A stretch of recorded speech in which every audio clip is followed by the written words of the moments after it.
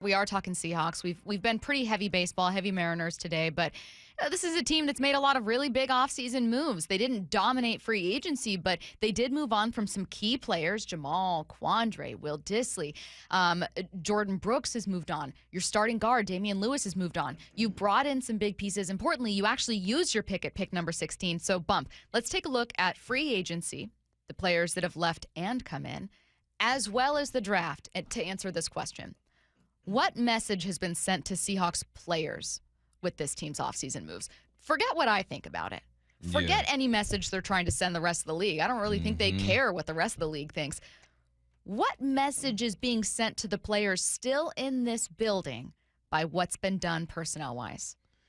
For receivers, running backs, and quarterbacks, they said, we good. Y'all work this out. All right, we spent the third round on Sam Howell. We needed a backup. Receiver-wise, didn't make any moves. You picked up a couple in undrafted free agents, but y'all good. Stay healthy, learn the playbook, learn grub, get ready to go.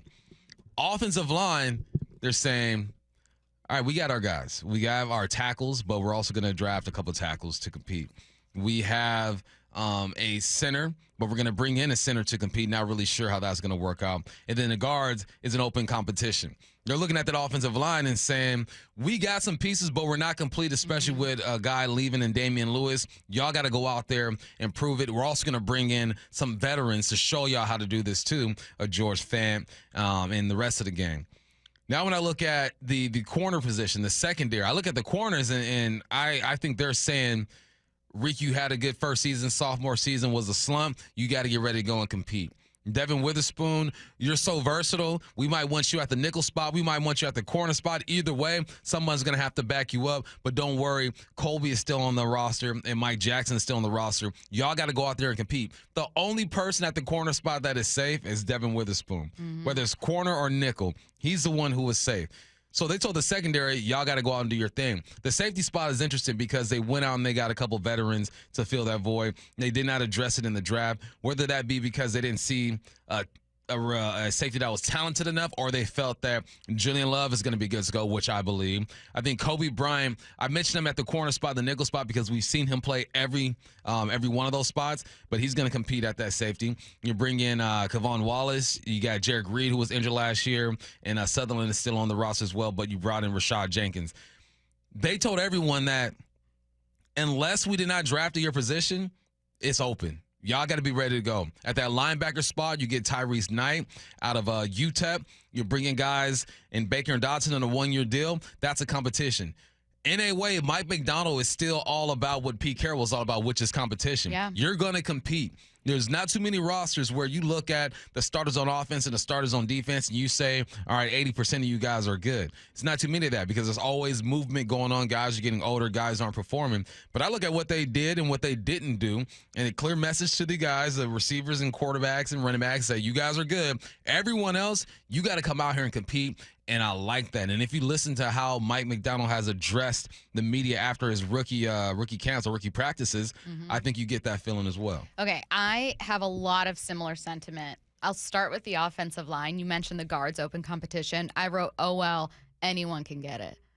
Like, just this idea of there was no, like, we can assume that Christian Haynes is a front runner for a starting position. Yeah. I don't know that he'll be working with the ones in camp. He'll probably have to work up to that. Maybe you'll get some veteran preference there. But, like, Phil Haynes is still a free agent. Yep. So it's not like you have veterans that are here necessarily. Charles Cross, your job's safe. But, I mean, Olu, you want to take that job from Nick? Compete. Hey, Laken Tomlinson, you're a veteran. We trust that you can get this. But you got people on your tail, too. So there's a ton of competition there. There is significantly less competition at defensive line, which is why the message sent to this defensive line is you better be great. This is not a message sent in like, oh, vote of confidence, try to improve. Hey, Leonard Williams, we paid you. Hey, Yeah. Dre, we paid you. Byron, we took you at 16 overall. The expectation for this group in particular is higher than almost any other group. This cannot be one of the weaker units on this team. It should be.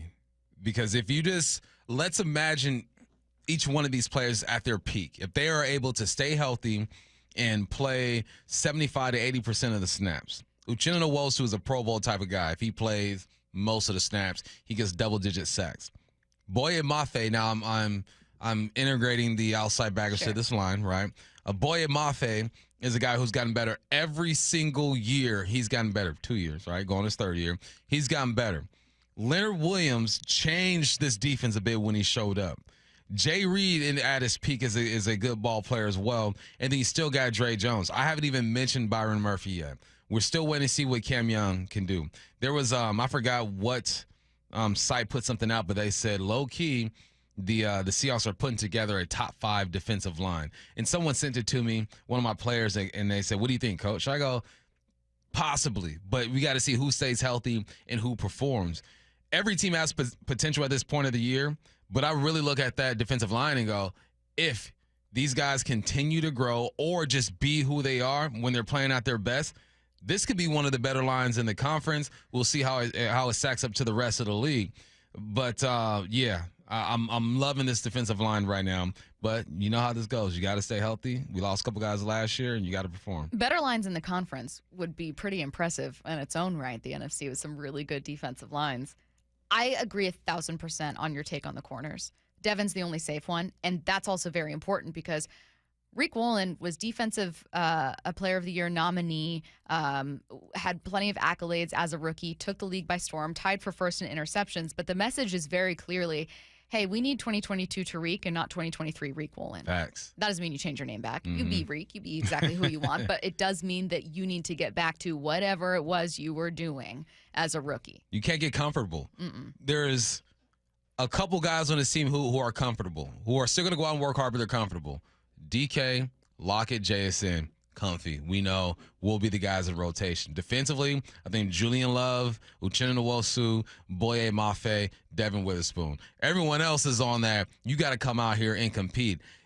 Comfortable in a way that they know they're going to be the starters, but hopefully not comfortable enough to think that they got it all figured out. I love the approach. Make these guys compete. Competition breeds greatness. Go get it. Last one, and I didn't save you a lot of time, but it's because I was stumped. Moving on from Will, Quandre, Jamal, it's not like you were trying to send a message to the team with that, but what message did it send? Moving on from Jamal? Moving on from – you could choose one, but I wrote moving on from Will Disley, Quandre Diggs, Jamal Adams. I wrote like new era, no allegiance, ?